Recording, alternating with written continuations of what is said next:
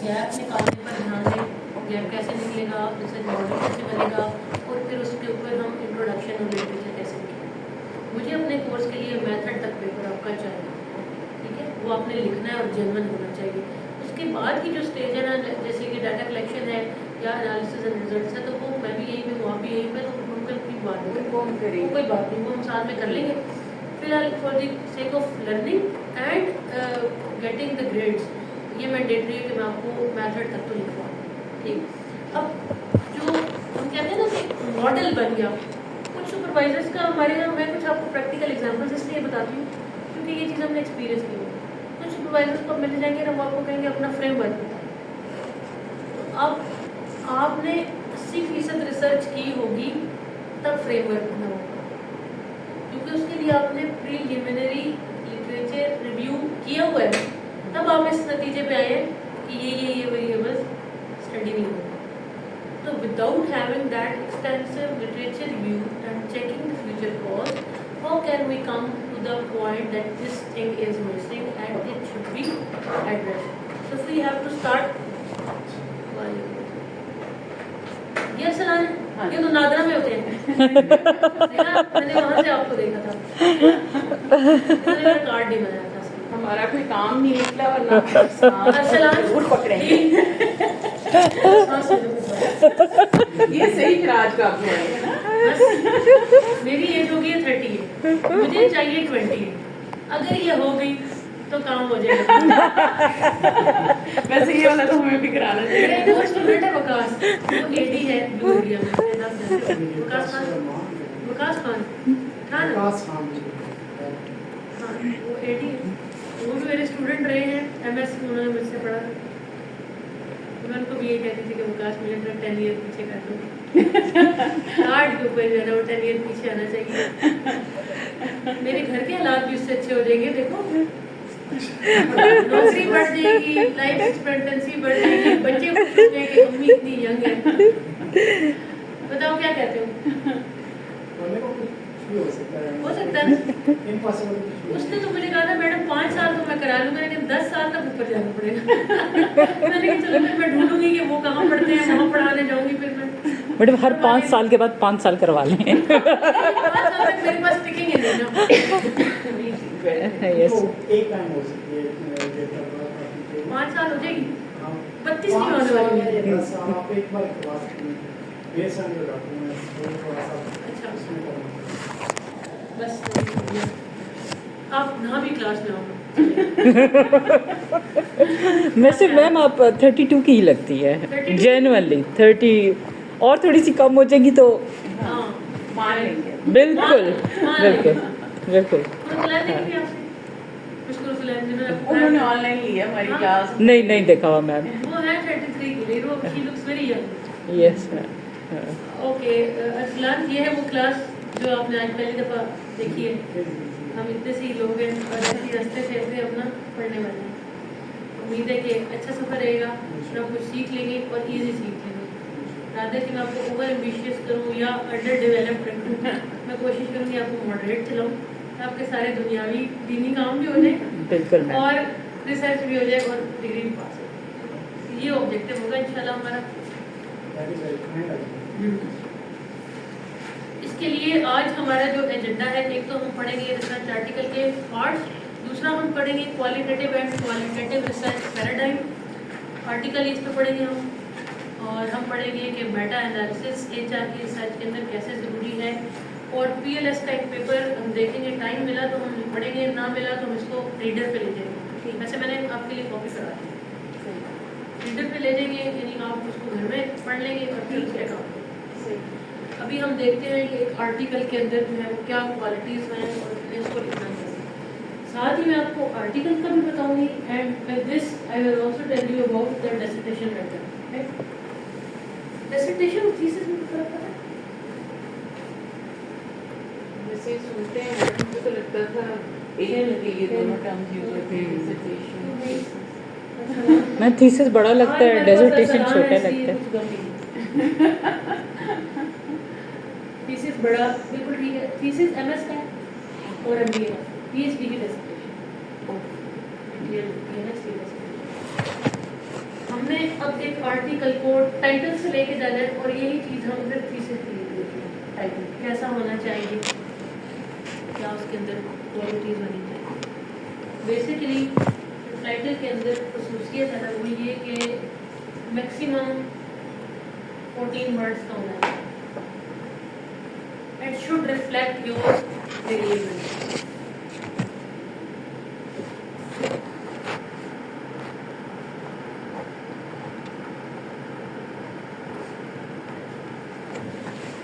Explicitly or implicitly. Variables के साथ लिखिए explicitly और implicitly दोनों बताते हुए।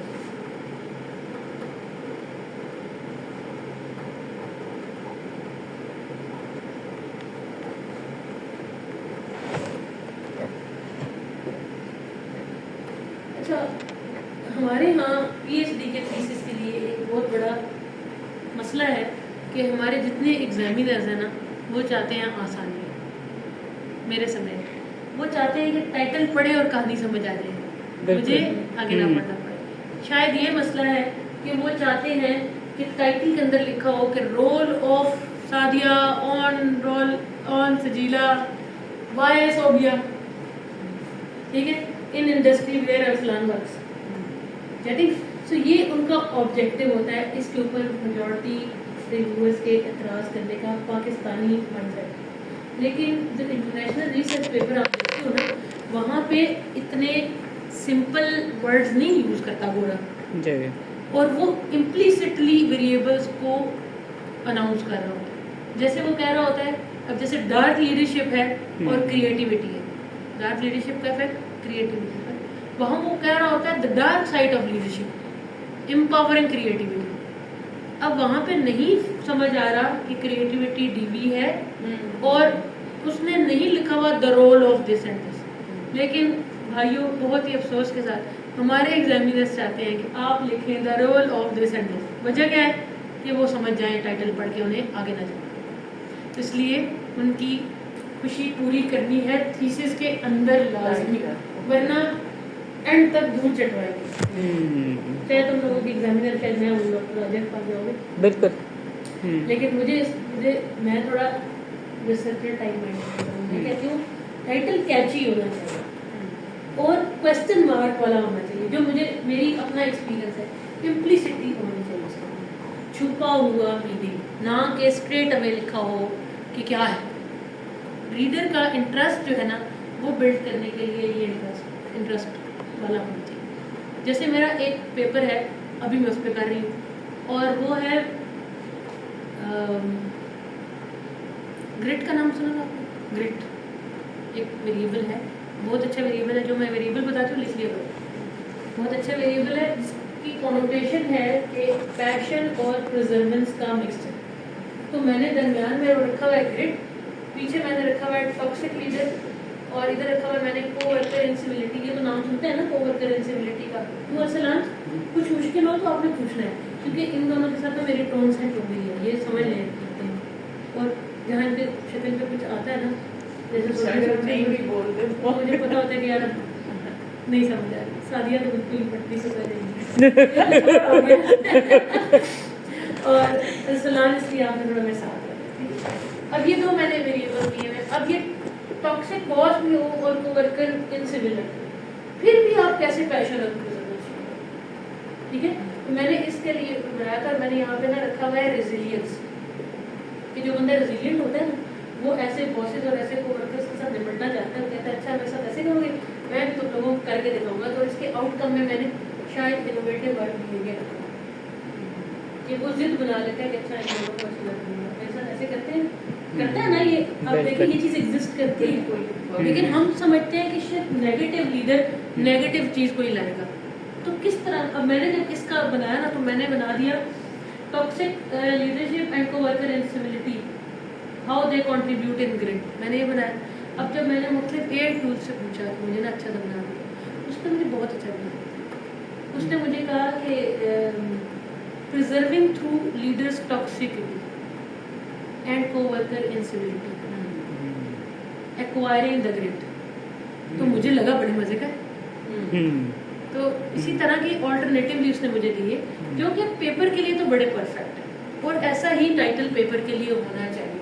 लेकिन अगेन थीसिस के लिए रोल वाली चीज़ पे आ जाए और अपने आप को ना बस से निकाल दो, क्योंकि बाद में बिल्कुल once सही। it's approved in बस उसके बाद अगर कोई उस पर एग्जामिनर कमेंट दे भी ना तो वो नहीं देगा। अब एक्सप्लिसिटली का मतलब ये है कि स्ट्रेट अवे जैसे मैंने कह दिया था role of toxic leadership and influencing on this, लेकिन जो मुझे उसने दिया वो उसने इम्प्लिसिटली दिया, छुपा हुआ था प्रिजर्विंग ट्रू लीडर्स टॉक्सिसिटी, उसमें रेजिलियंस का नाम कहीं नहीं मिल रहा। तो इस तरह से भी हो सकता है। और पेपर का टाइटल ऐसा, जो अच्छे जर्नल्स है ना वो इसको बड़ा लाइक करते हैं। मेरा एक पेपर है अभी बस उसकी सेकंड रिवीजन है, उम्मीद तो है एक्सेप्ट हो जाएगी इस महीने में। उसमें है एब्यूसिव सुपरविजन का इफेक्ट जॉब क्राफ्टिंग कि एक बॉस एब्यूसिव हो लेकिन फिर भी आप अपना काम बड़े शानदार तरीके से कर रहे हो। मतलब सोचने के लिए होता नहीं है, हम कहते नहीं होता, लेकिन ये होता है, एग्जिस्ट करता है। तो उसके ऊपर हमने जो उसका टाइटल बनाया वो था breaking the chains, breaking the chains how approach and avoidance crafting meet under the shadow of abusive supervision. अब ये टाइटल पढ़ते ही ना अगले बंदे को लगा कि अच्छा ब्रेकिंग द चेन्स क्या मतलब ब्रेकिंग द चेन्स का। तो अब एक एब्यूसिव बॉस है, उसकी शिकंजे से आज़ादी, तो बड़ा इसका ना एक कैची मीनिंग जाता है। तो पेपर के लिए कैची मीनिंग, लेकिन थीसिस के लिए रोल ऑफ उसका उसके ऊपर इम्पैक्ट हो through this radiating effect of this. तो ये इसको आपने जरूर देखना है एंड मैक्सिमम 14 मार्क्स, इससे ज़्यादा नहीं है। अरसलान कुछ कैरी कर रहे हो या मैं स्पीड में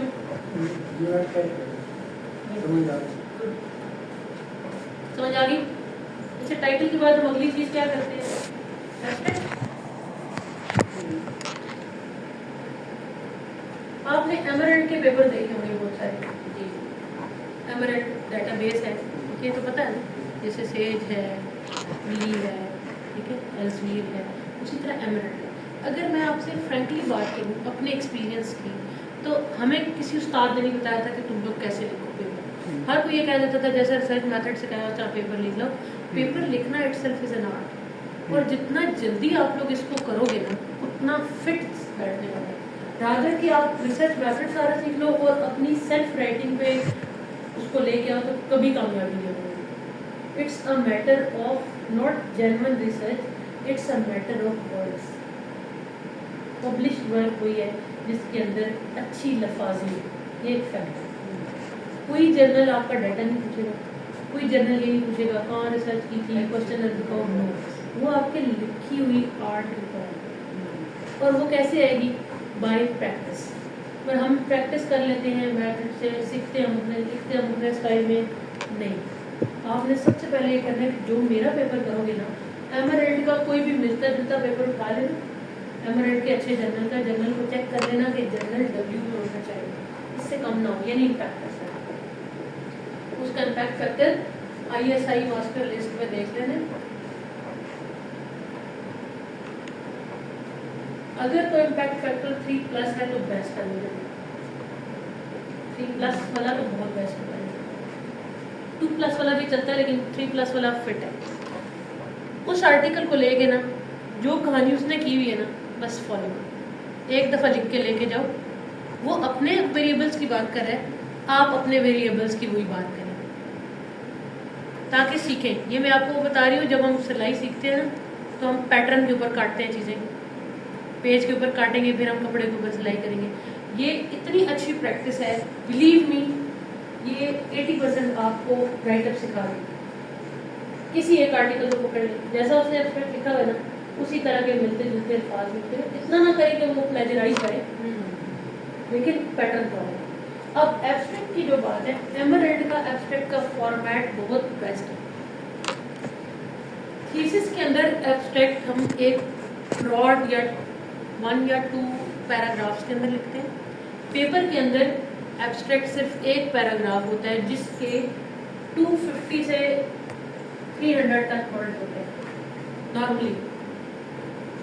अब एमरेल्ड का जो फॉर्मेट है जिसमें वो इसकी हेडिंग्स बता देते हैं आपको, तो कुछ याद आया? एम्स एंड स्कोप होता है, ठीक है। उसके बाद लिखा होता है मेथड, उसके बाद लिखा होता है रिजल्ट्स, उसके बाद लिखा होता है इम्प्लीकेशंस, उसके बाद लिखी होती है ओरिजिनलिटी एंड वैल्यू।